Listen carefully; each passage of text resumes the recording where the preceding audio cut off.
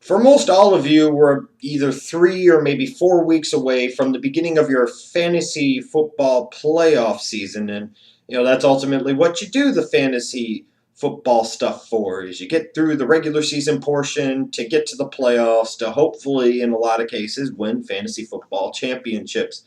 So it's important now. We're in week 11 of the 2013 NFL season. You've got a couple of weeks left. You should be, positioning yourself now to make a strong run come playoff time. And part of that is identifying some players that aren't really being picked up right now on waiver wires that can help you out in those last few weeks of the 2013 fantasy football season. So I'm going to go through some of these guys now. I'm using Yahoo as the basis here in terms of the percent owned for each player. And sure, there are other players that you could go out there and pick up, but these are some guys that are under the radar. I believe all of them are owned by 36% or fewer Yahoo owners. So a lot of these guys are definitely going to be available on your waiver wires. Let's start off with quarterback. I'm going to look at Ryan Fitzpatrick of the Tennessee Titans. He's going to be the man the rest of the way in Tennessee. And I don't think Tennessee's going to shy away from him throwing the ball. He might be a good safety blanket for you to pick up right now if you're concerned about quarterback injuries, especially when you see what happens to guys like Rodgers and maybe Jay Cutler, what happened to Sam Bradford before that. You're looking for some security, late in the season, just in case one of your quarterbacks goes down. Well, then Ryan Fitzpatrick, who's only owned in 6% of Yahoo leagues right now, might be a good guy to have on there as a last resort kind of safety blanket. Looking at running backs, a couple that stand out to me, Brian Leonard of the Tampa Bay Buccaneers is only owned by 34% of fantasy owners on Yahoo. And now he's going to get a lot of opportunities with Doug Martin being out for the year and now Mike James being out for the year. Somebody's got to carry the ball in Tampa Bay, and Greg Schiano does like to run the ball. So it's going to be a combination of him and Bobby Rainey. At this point in time, I would recommend you picking up Brian Leonard for the stretch run if you're desperate for a starting running back, because he's going to get carries, and he also gets some looks in the passing game. So he has the ability to give you points in more than one capacity. And then Donald Brown in the Indianapolis Colts. The bottom line is Trent Richardson still hasn't found his footing in Indianapolis, hasn't been very good. And frankly, over the past few weeks when I've seen the Colts, Donald Brown has looked like the better running back, both as a runner and similar to Trent Richardson in terms of a pass catcher. I think as the season progresses, you might see Donald Brown get more carries, more opportunities, and as a result, he might be worth a pickup and a stash on your bench with the hope that he does just that. He's only owned in 26% of Yahoo leagues. So more likely than not, the numbers suggest he is available for you to pick up, so he might be worth considering. We'll move on to wide receivers. Michael Crabtree of the San Francisco 49ers is really close to coming back from his torn Achilles injury that he suffered in the offseason. He was a guy last year that once Colin Kaepernick took over the starting quarterback reins, he had a great rest of the season. He and Kaepernick seemed to have a great rapport, great chemistry, and Crabtree finally started to play like a top 10 pick that he had been back in the 2009 draft. Again, it's a bit of a gamble, a guy coming off a torn Achilles, but you look at it, you bench him now, put him on your bench, and you sit on him, and maybe by week 14, 15, 16, he's producing, and the 49ers offense becomes a little more explosive and a little bit better in the passing game. 26% of Yahoo teams have him. The rest don't. So go pick up Crabtree if you're looking for a stash with some big-time payoff for you in the playoffs.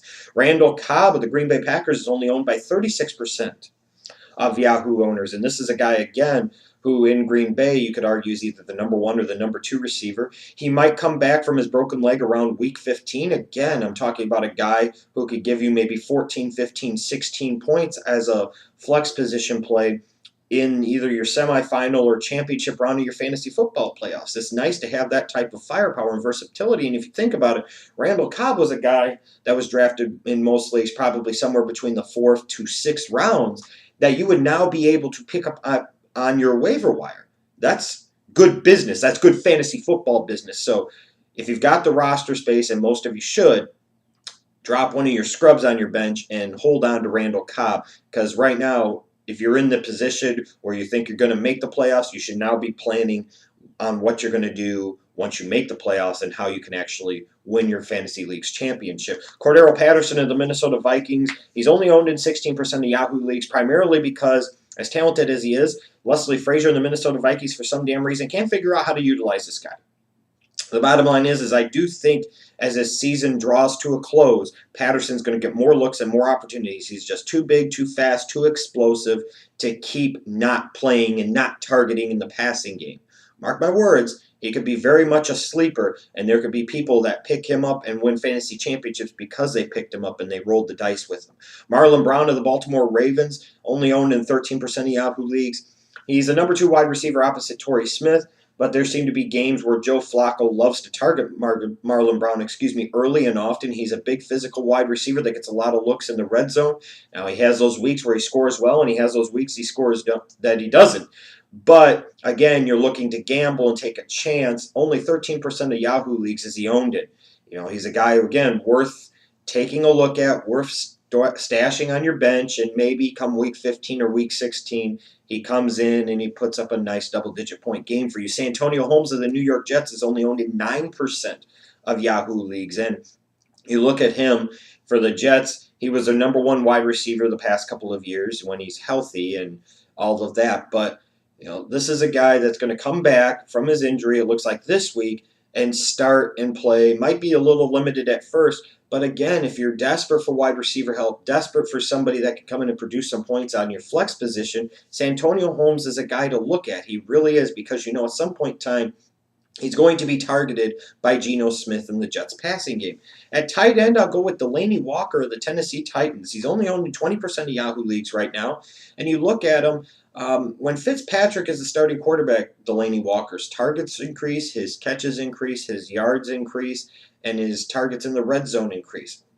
That's a good formula. Again, if you're looking maybe for a security blanket in case you only have one tight end on your roster, what happens if he goes down? Or if you're looking for somebody else just to add some depth to your team, and even more so sometimes when you're talking about fantasy football strategy when it comes to adding free agents and waiver wire guys, a guy like Delanie Walker is maybe worth an add for the primary reason that it could weaken a potential opponent down the road that maybe desperately needed a tight end. Well, you've got Delanie Walker, you stash him on your bench, and now that other person can't go get him off the waiver wire and plug him in their lineup.